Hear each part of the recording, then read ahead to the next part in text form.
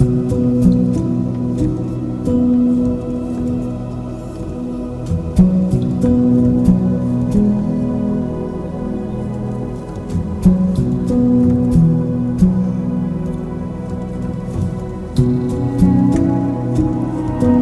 conjunto de práticas culturais ligadas à oliveira, à azeitona e ao azeite formam aquilo que hoje se designa como património olivícola. O protagonista deste documentário é, pois, o património olivícola e as pessoas que nele intervêm são alguns dos seus apóstolos.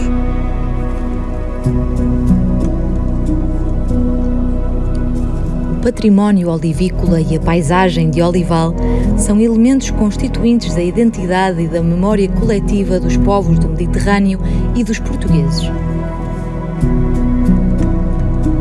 José Saramago, Prémio Nobel da Literatura, lamentava que os antigos olivais da sua aldeia natal tenham desaparecido para dar lugar a plantações de milho. Atualmente, as cinzas de José Saramago estão depositadas junto à árvore que o viu crescer. Como refere a jornalista Patrícia Fonseca, quem procurar o túmulo de José Saramago não o encontrará. Em vez de pedra num campo de morte, descobre-se vida no meio do bulício da capital. É uma oliveira centenária da sua azinhaga que se mudou para Lisboa para abraçar com as suas raízes as cinzas do escritor, enterradas com um livro e terra de Lanzarote, no largo em frente à Casa dos Bicos, que serve de sede à Fundação José Saramago. Ao lado da oliveira, um banco convida à leitura, contemplando o Tejo.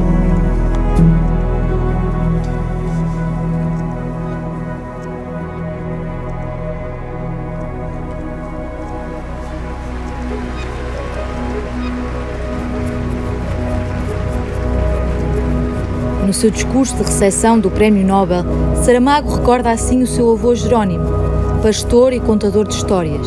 Ao pressentir que a morte o vinha buscar, foi despedir-se das árvores do seu quintal, uma por uma, abraçando-se a elas e chorando porque sabia que não as tornaria a ver.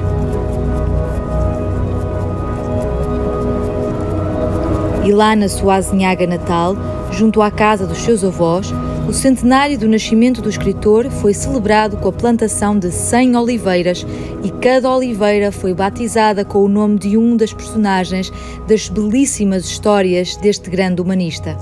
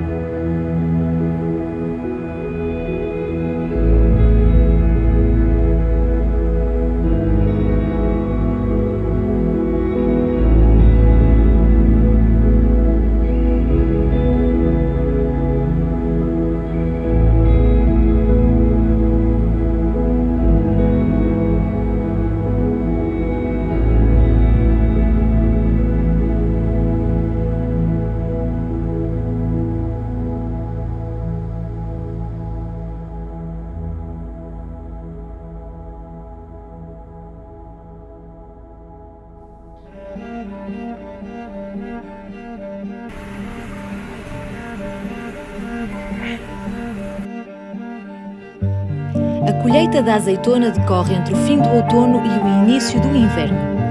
Os trabalhos da apanha iniciam-se com a colocação de lonas em redor das oliveiras que vão ser despojadas dos seus frutos. Coexistem duas técnicas de colheita, a colheita manual e a colheita mecânica. A colheita manual pode ser feita através do método de ripagem ou por meio de varejamento, usando uma vara. ou ainda com recurso a derriçadeira ou vibrador de dorso. A colheita mecânica recorre a um trator com vibrador de tronco. A colheita manual dedica cerca de 30 minutos a cada oliveira, enquanto a colheita mecânica reduz esse tempo para menos de meio minuto.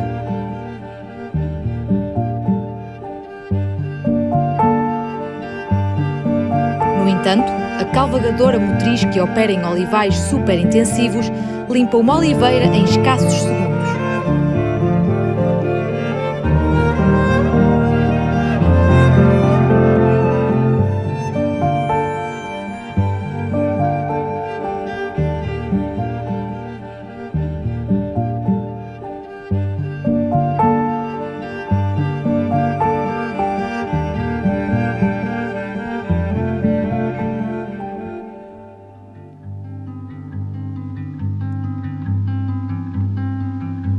O transporte das azeitonas para os lagares modernos é feito a granel em atrelados de grandes caminhões, sem limpeza e sem filtragem prévia das azeitonas.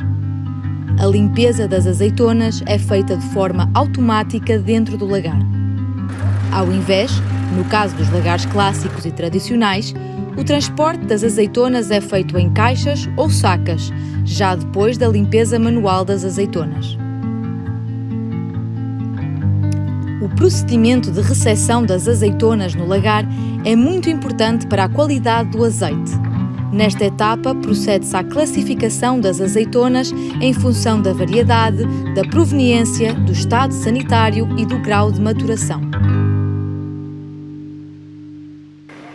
Após a limpeza e a lavagem, procede-se à pesagem das azeitonas. A extração do azeite é um processo sofisticado que inclui uma sequência de etapas.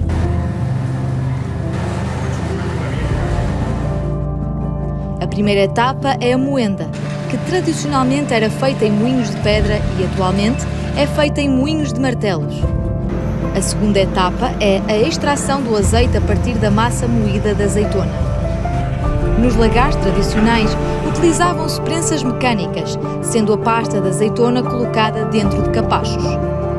Nos lagares modernos, a extração é feita com recurso a termobatedoras e a centrifugadoras.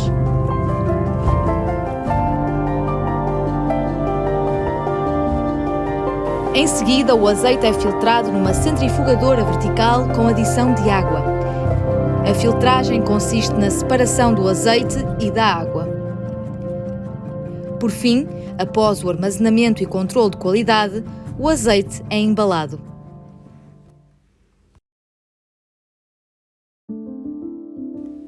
O azeite biológico resulta de uma olivocultura não intensiva, que mantém o equilíbrio com a natureza e evita fertilizantes e pesticidas.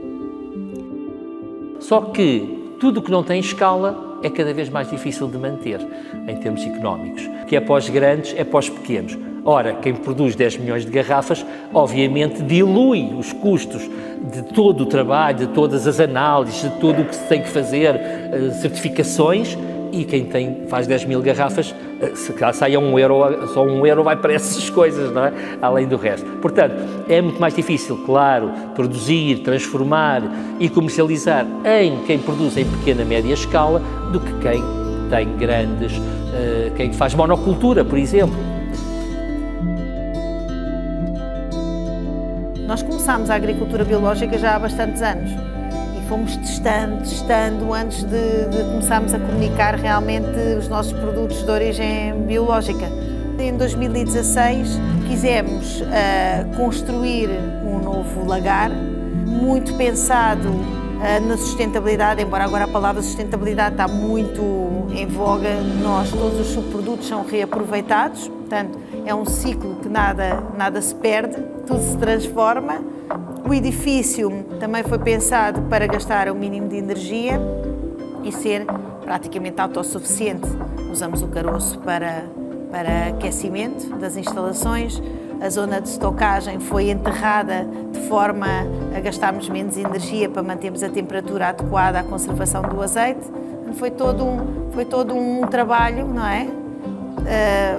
com a ideia realmente de ser um lagar altamente sustentável e que pudesse fazer produtos de altíssima qualidade. Portanto, quem tem a responsabilidade, um agricultor, dizia-se, até a agricultura biológica no meio, na altura dizia-se muito isso, é um gestor do espaço. A pessoa não faz agricultura só para tirar a couve ou o azeite ou a azeitona. Não, nós fazemos agricultura e temos que preservar espaços, deixar os espaços para as gerações futuras e, de preferência, melhorá-los. Agora, não é aplicar adubos químicos e atirar tudo rapidamente, ganhar muito dinheiro com apanhas baratas, com produções a fazer 10 toneladas em vez de fazer se calhar 5 ou 6, mas por quantos anos, por quanto tempo? E isso não pode acontecer. E isso foi sempre uma prioridade para nós, fazer agricultura sim, mas de acordo com aquilo que parecia ser o mais correto. Temos uma herdade que tem 2.000 hectares, mas só 600 hectares é que estão plantados. Queremos que os solos sejam saudáveis, queremos deixar para as novas gerações, aliás, esta é uma empresa familiar e que realmente temos de deixar para as próximas gerações um solo saudável que continue a produzir, que seja resiliente. Isso faz parte da forma como nós pensamos o futuro e onde é que queremos estar no futuro. Nós utilizamos o azeite em massagens standard, ou seja, uma massagem de relaxamento. Fazemos tratamentos faciais e tratamento dos pés com azeite.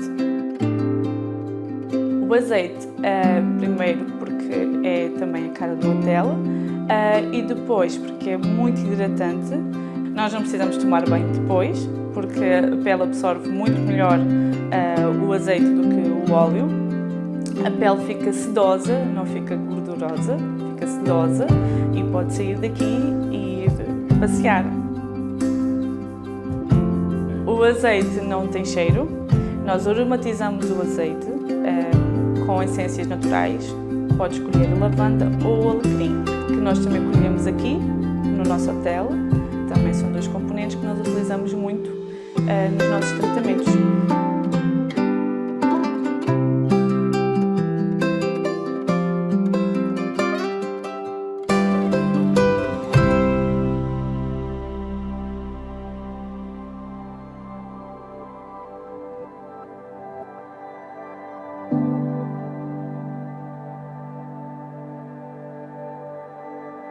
Estamos inseridos numa zona de turismo religioso, não é?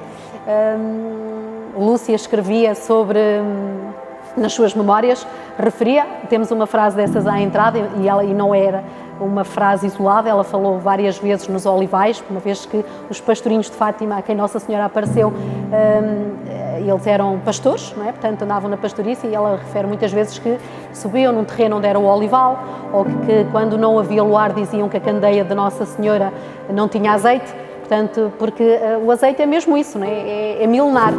Passagens bíblicas é referido o azeite, muita vez o azeite. Jesus, antes de ser crucificado, foi no Jardim das Oliveiras, não é? Getsemane. Portanto, que dizia, Getsemane, que significa prensa de azeite em hebraico. Eu acho que é tudo uma cultura que faz parte com algum peso, não é? Pronto. O azeite está presente na religião de formas muito distintas. Está presente, por um lado, nos principais rituais católicos, mas depois também nos profanos. E ao longo dos séculos o azeite funcionou como um importante distintivo. Nós encontramos em processos da Inquisição a referência ao azeite como quase que como na altura como uma gordura proibida, que se associava àqueles que não consumiam a gordura animal. Vejamos, durante a Inquisição, o que é que se perseguia? Perseguia-se os hereges, a bruxaria, práticas judaicas.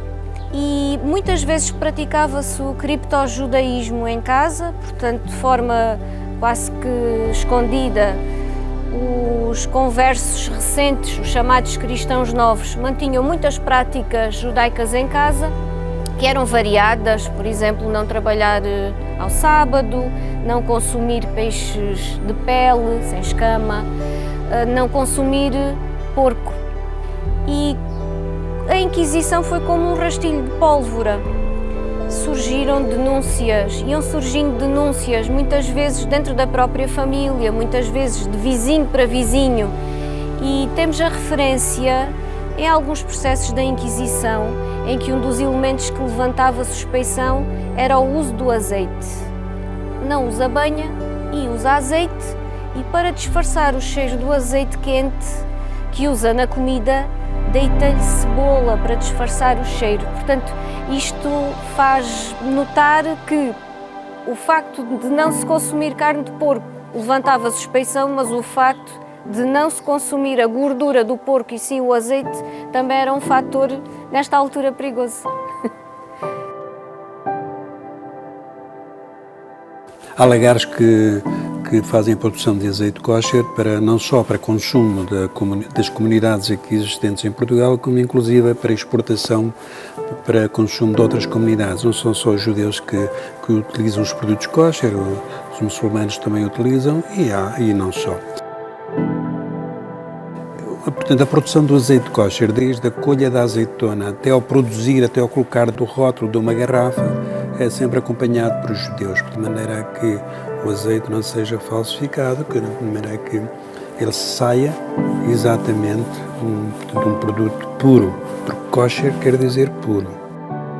O azeite, desde os tempos mais antigos, teve sempre um papel muito importante na nossa religião, principalmente o azeite virgem, não só para acender as candeias que são, portanto, acesas em memória do Eterno e também em memória dos nossos parentes que já se foram, portanto, e também tem um papel não só para acender as candeias, mas inclusive na festa de Hanukkah, na festa que é chamada Festa da Purificação do Templo, que é, portanto, celebrada principalmente em meados de dezembro, às vezes é nos fins de dezembro, outras vezes é em meio do mês de dezembro.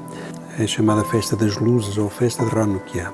Consta-se que o templo antigo tinha sido invadido e quando os judeus puseram fora aqueles que invadiram o templo, apenas encontraram uma gota de azeite e essa gota de azeite deu para iluminar o Eterno durante 8 dias. Portanto, dá-se o milagre do azeite.